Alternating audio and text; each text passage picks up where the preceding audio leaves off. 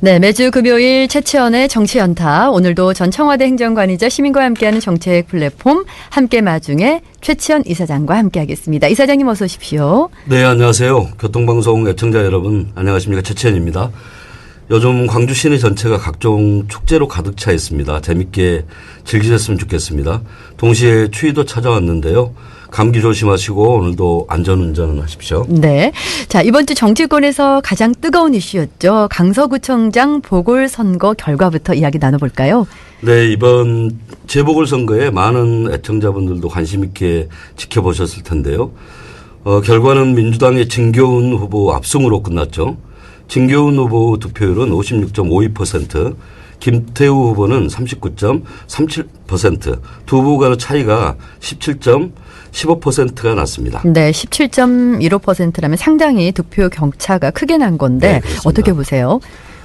대법원 유죄 확정 판결을 받아 구청장직을 상실한 김태우 후보를 사면하고 다시 출마시킨 윤석열 대통령 선택이 국민들로부터 철퇴를 맞은 것으로 보이는데요. 선거 전 국방부 장관, 문체부 장관, 여가부 장관 등 연이은 인사 실패에 따른 회의와 그리고 오만하고 무능한 국정 운영에 대한 강서 구민들의 준엄한 심판이었다고 봅니다. 하지만 여러 여론조사를 통해 본 현재의 정당 지지율은 양당이 크게 차이가 나지 않는 것으로 나오고 있기 때문에 아직 민심을 속단할 수는 없다고 생각합니다. 네, 이번 선거는 심판이었다. 네. 자, 선거 이후 현재 양당의 입장은 어떻습니까? 네, 우선 이재명 대표는요, 이번 선거가 민주당이 잘해서 이긴 것이 아니고 국정 실패에 대한 심판으로 보고 국민 민복을 위해 정쟁하는 정치를 하겠다고 밝혔고요.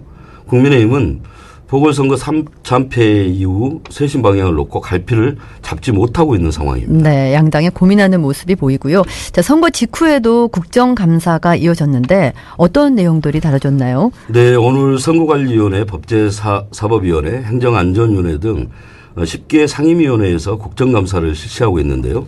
이번 선거 패배에 이어 국민의힘에서 부정선거론을 다시 띄울지 주목되는 대목입니다. 중앙선거관리위원회를 상대로 하는 행안위 국정감사에서는 국정원이 지난 10일 발표한 보안점검 결과가 쟁점이 될 것으로 하는데요. 국민의힘은 선거관리 시스템 안전성에 대해 집중적으로 질의할 것으로 예상이 됩니다. 앞서 김기현 국민의힘 대표는 지난 11일이죠. 이런 유치한 보안 수준의 선거관리 시스템을 방치해둔 채 국민에게는 아무런 문제가 없다고 거짓말을 해온 자들을 발본 사곤에 책임을 반드시 물어야 한다고 밝혔습니다. 더불어민주당은 국정원의 무리한 점검은 없었는지 등을 따질 것으로 보입니다. 네, 부정선거론 책임을 다른데 떠넘기는 느낌이 좀 들기도 하고요. 네, 그렇습니다. 자, 근데 국정원이 보궐선거 직전에 이 보안 점검 결과를 발표했습니다. 이 시점에 대해서는 어떻게 생각하세요? 그러니까 멀쩡한 선관위 보안을 국정원이 시스템에 대한 보호 문제를 제기를 했는데요.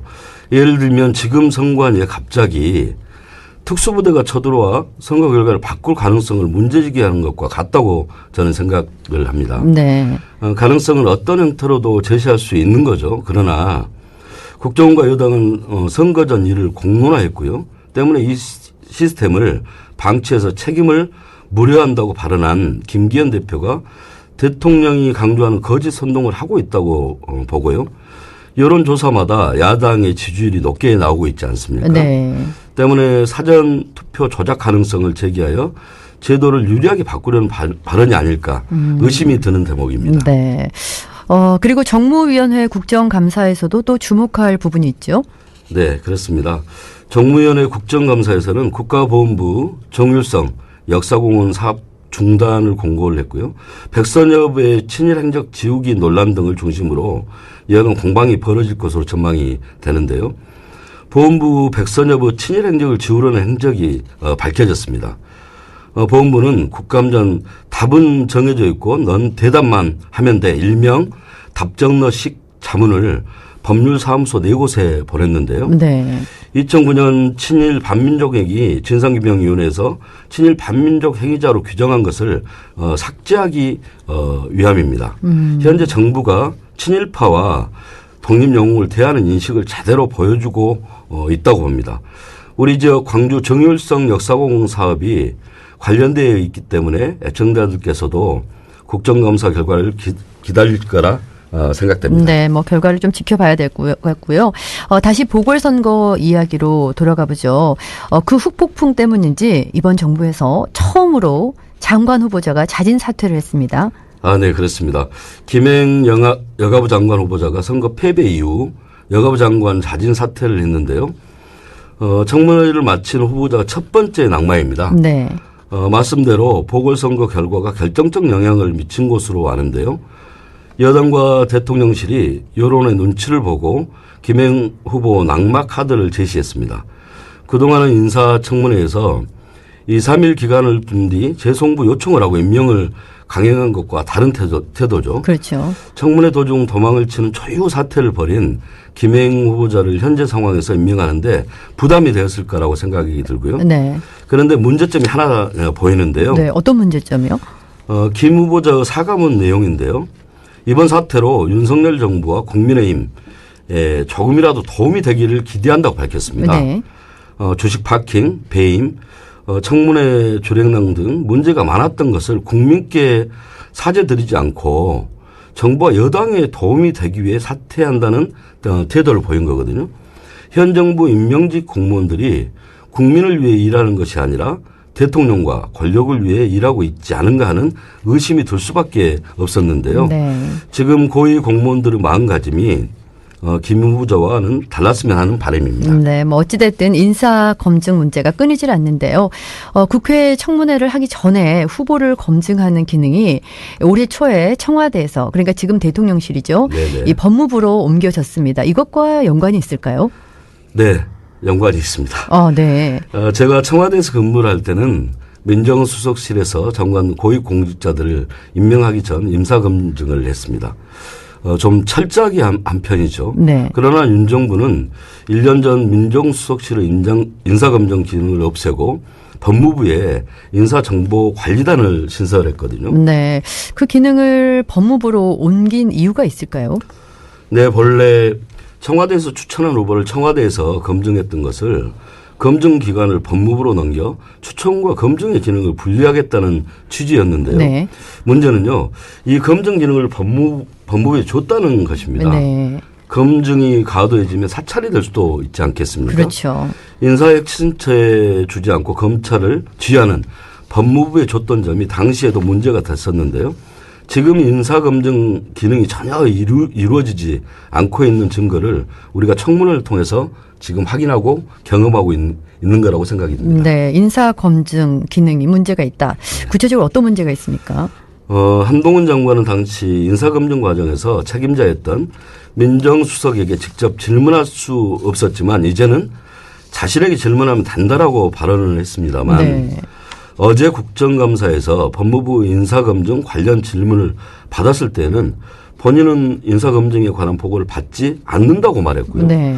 성공한 사람을 인사할 때 대개 비슷한 문제가 나오게 되어 있다는 도덕성이 좀 결여된 네. 의심되는 그런 발언까지 했습니다. 네. 그렇군요. 자, 이번에는 민주당 이재명 대표에 대한 이야기로 넘어가 보겠습니다. 최근에 이재명 대표가 지난해 대통령 선거 이후 세 번째 기소를 당했죠. 네, 그렇습니다. 국민들이 보기에도 좀 당혹스러운 그런 뉴스가 계속 반복되고 있는데요. 검찰이 백현동 개발 특혜 의혹과 관련해 이재명 대표를 불구속 기소했는데요. 하지만 이 대표 관련 수사는 줄지 않고 있죠, 지금. 검찰은 이 대표가 경기도지사 재직시설 배우자의 법인카드 사적 유혹을 묵인했는지 등을 다시 들여다보기 위해 또 수사팀을 재편했다고 합니다. 네. 대통령 선거 직전 이루어졌던 윤석열 검사 수사 무마 의혹 보도 관련 수사에 대해서도 특별팀을 재편할 예정이라고 하고요. 그리고 이재명 대표 수사를 위한 전담 수사팀을 또다시 꾸렸습니다. 네. 이런 의혹에 대해서 경찰의 의견은 어떻습니까? 해당 의혹은 앞서 경찰이 한 차례 수사하고 무혐의 종결한 바 있는 사건 아닙니까? 예. 윤희근 경찰청장은 이날 경찰청에서 열린 국회 행정안전위원회 국정감사에서 관련 질문을 받고 당시 경찰 수사팀에서는 공익제보자 진술뿐만 아니라 압수수색 또는 통신수사 결과 등을 모두 종합해서 무혐의로 판단했다고 밝혔습니다. 네. 이제 불구속 기소가 됐으니까 재판 과정을 주목해야 될 텐데요. 이 수사 어떻게 보고 계세요? 이는 명백한 수사권과 수사 인력의 남용이라고 저는 생각합니다. 2년여에 걸쳐 수백 회의 압수수색 끝에 명확한 증거가 없다는 이유로 이 대표 구속영장이 기각되지 않았습니까? 네.